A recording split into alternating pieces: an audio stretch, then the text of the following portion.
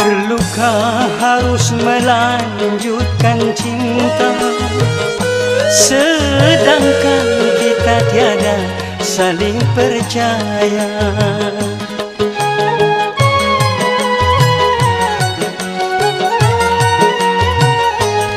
Sudahkah ada pengganti di sana yang lebih memuaskan segala-galanya? Masih kurangkah aku percaya padamu? Kukira cintamu tidak untuk orang